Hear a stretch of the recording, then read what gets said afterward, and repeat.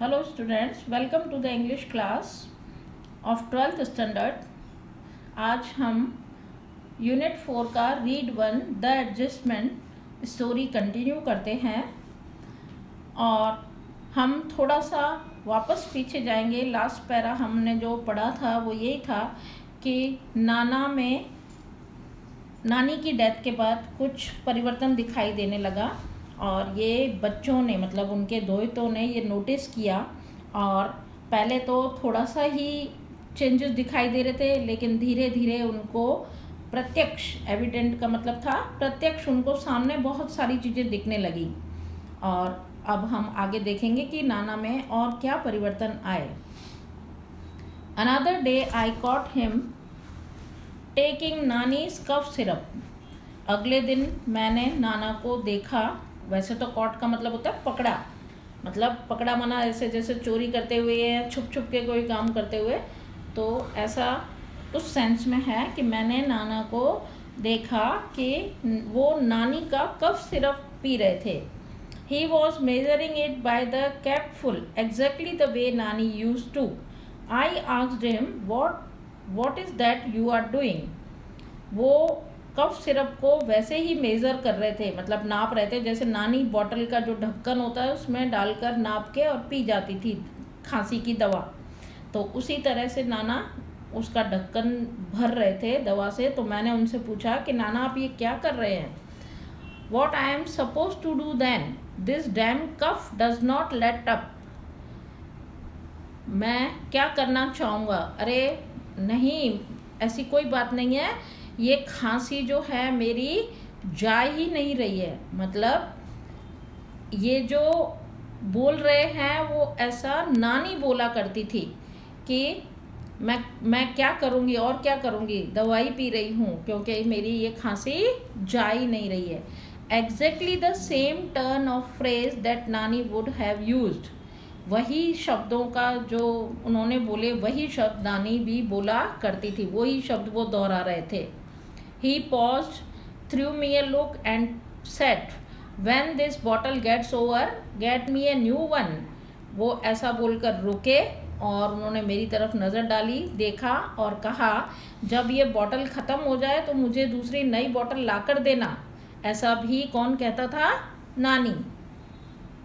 It was a little taken aback।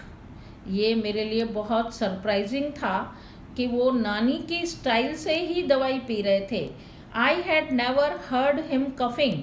और आज तक मैंने उनको कभी खांसते हुए देखा भी नहीं था, सुना भी नहीं था कि वो कहीं अपने रूम में खांस रहे हों। But this was nothing compare to the shock he gave me a few days later. लेकिन ये शॉक तो कुछ भी नहीं था उसके सामने जो उन्होंने कुछ दिन के बाद मुझे नया एक सदमा दिया। मतलब एक और कुछ उन्होंने ऐसा किया जिससे तो मेरे को एकदम सदमा लगा कि ये नाना का जो बिहेवियर है उसमें इतना परिवर्तन कैसे आया है। अब वो सदमा क्या था, उनका जो दोहिता है वो बता रहा है, I told him Nana let us go to a salon, you need a haircut. I insisted, if you don't want to go then I will call a barber home। मैंने एक दिन उनको कहा कि नाना हमें सलून जाना चाहिए क्योंकि आपके बाल बड़े हो गए हैं और आपको बाल कटवाने की, हेयर कट कराने की ज़रूरत है। मैंने उनको इंसिस्ट माना, प्रेरित किया कि चलो चलो जल्दी से हम चलते हैं और चल के बाल कटवा के आते हैं। तो अगर आपको बाहर नहीं जाना है तो मैं बार्बर का मतलब नाई, मैं नाई को घर पे ही बुला लेता हूँ। He did not even bother to look at me this time. इस बार तो उन्होंने मेरी तरफ देखने का भी नहीं मतलब प्रयास किया। ऐसा लग रहा था कि उन्होंने मुझे नेग्लेक्ट कर दिया, कि मैं जो कुछ बोल रहा हूँ उसकी तरफ ध्यान ही नहीं दिया। He began to shake his head. फिर बाद में उन्होंने अपना सिर हिलाना शुरू किया और क्या बोले, no no he will kill me, he does not like my haircut short, he will never approve. और वो क्या बोलने लगे कि वो मुझे मार देंगे, उनको मेरे छोटे बाल बिल्कुल पसंद नहीं हैं और ही विल नेवर अप्रूव, वो मेरे को इसकी अनुमति बिल्कुल नहीं देंगे कि मैं अपने बाल छोटे करवा लूँ। His intonation was nasal. इसका मतलब उनका जो बोलने का टोन था वो नेज़ल माना नाक से बोल रहे थे, जैसे औरतों की आवाज़ होती है ना थोड़ी पतली मर्दों से, ऐसी उस टोन में वो बोल रहे थे, एग्जैक्टली लाइक नानीज। और जैसी आवाज़ नानी की थी वही टोन में वो मेरे से बात कर रहे थे, मतलब अपने आप को वो क्या समझ रहे थे, नानी। और वो अक्सर नाना नानी को कहा करते थे कि नहीं नहीं तुम कभी बाल नहीं कटवाओगी, तुम्हारे बड़े बाल अच्छे लगते हैं।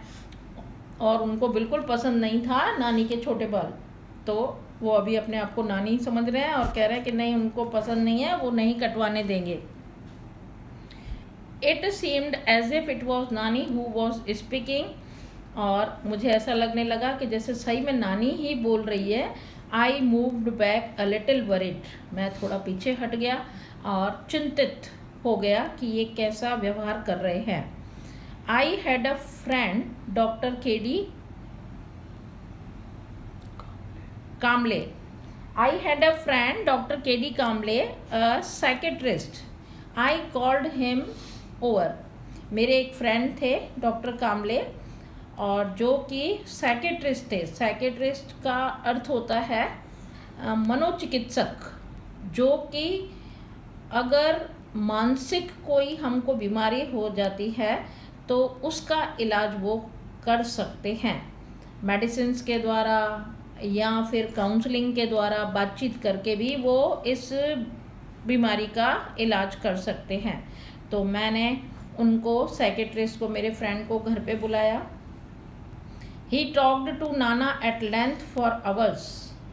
Most of the time Nana kept quiet. He did not answer most of Dr. Kamble's queries.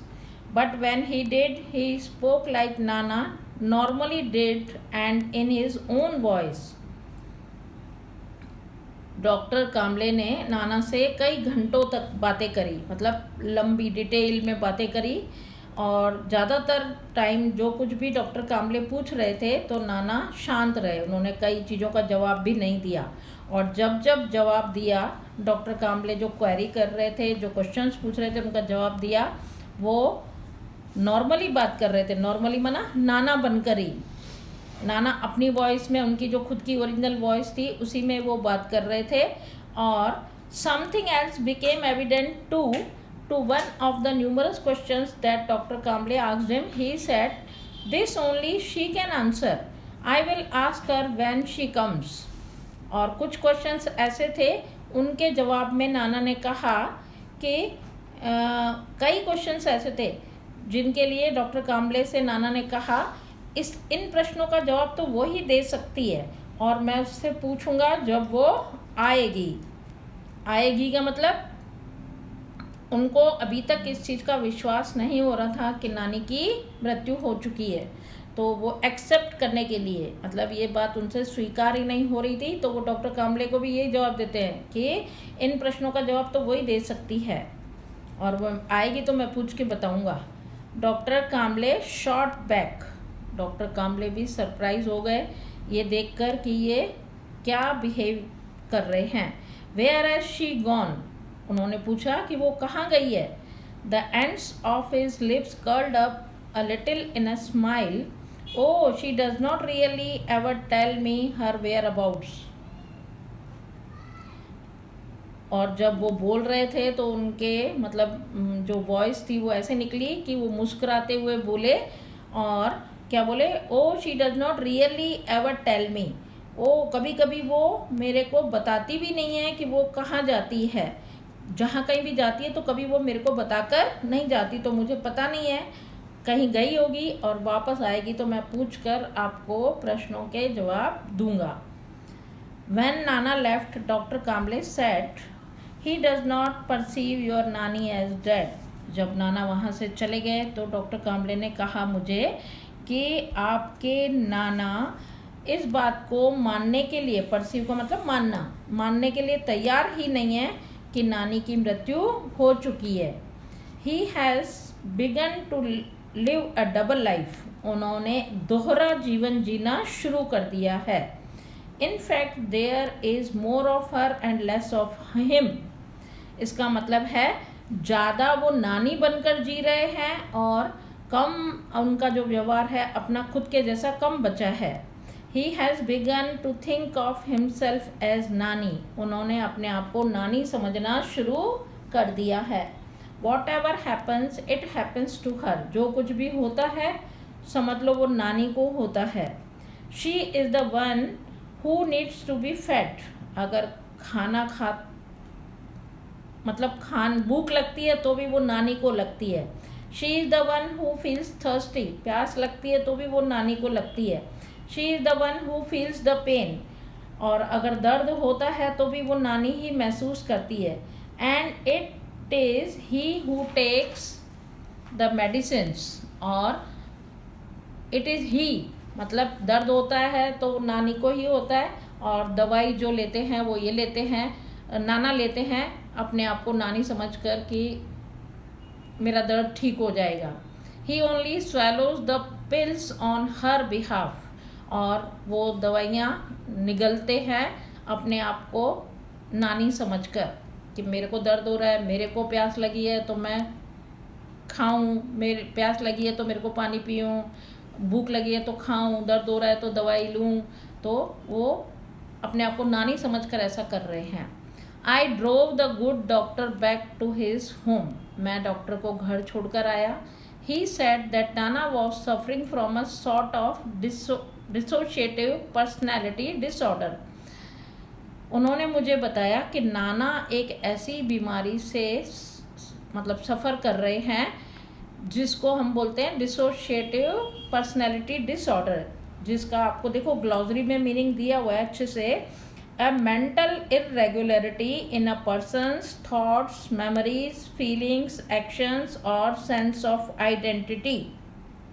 इसका मतलब एक मानसिक अनियमितता आ जाती है किसी भी इंसान के. ये बीमारी ऐसी है जिसमें मानसिक अनियमितता आ जाती है किसी व्यक्ति के विचारों में, उसकी याददाश्त में, उसकी भावनाओं में, उसके कार्यों में और उसकी खुद की पहचान में जो है वो अनियमितता आ जाती है. उस बीमारी को हम कहते हैं dissociative personality disorder.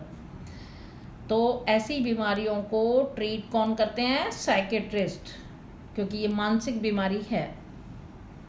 The condition was little understood he said and there was no sure cure for it. उन्होंने ये बात मुझे, उनकी जो परिस्थिति थी वो मुझे समझाई और कहा कि इसका श्योर क्योर, श्योर बना पूरा पक्का ऐसा विश्वास मैं नहीं कह सकता कि इसका पूरा इलाज हो पाएगा. He said we will keep at it. हम इसका कोशिश करेंगे कि ठीक हो जाए. Do our best.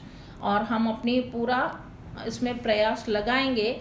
But at your नानाज age that kind of recovery is nearly impossible. अगर ये बीमारी किसी छोटे बच्चे को या यंग एज में होती है तो फिर भी रिकवरी के चांसेस रहते हैं, लेकिन नाना की एज इतनी हो चुकी है कि इस उम्र में आकर हम रिकवरी जो हम आशा करें कि उतना ये बीमारी उनकी जल्दी ठीक हो जाए, वो लगभग नियरली लगभग असंभव जैसा है. As I was about to leave he asked me. मैं वहाँ से जाने ही वाला था तो उन्होंने मुझे कहा टेल मी वन थिंग. एक बात मुझे बताओ. How does it make any difference to you whether he is Nana or things himself to be नानी. इससे तुमको क्या फ़र्क पड़ता है कि वो नाना है या नानी बनकर जी रहे हैं या नाना बनकर जी रहे हैं? इससे तुमको खास क्या फ़र्क पड़ता है? Now does it change anything whether he eats raita by staying your nana or refuses to eat raita by morphing into your nani? Let him live his life any way he wants to. Doctor ने मुझे समझाया कि इससे तुमको फ़र्क क्या पड़ता है, खास क्या फ़र्क पड़ता है. अगर वो नाना बनकर, अगर नाना को रायता पसंद है तो वो नाना बनकर अगर रायता खा लेते हैं तो भी ठीक है, और नानी नहीं खाती थी तो अगर वो अपने आप को उस समय नानी समझ रहे हैं और रायता खाने के लिए मना कर रहे हैं तो भी ठीक है. क्या फ़र्क पड़ता है अगर उन्होंने नहीं खाया तो?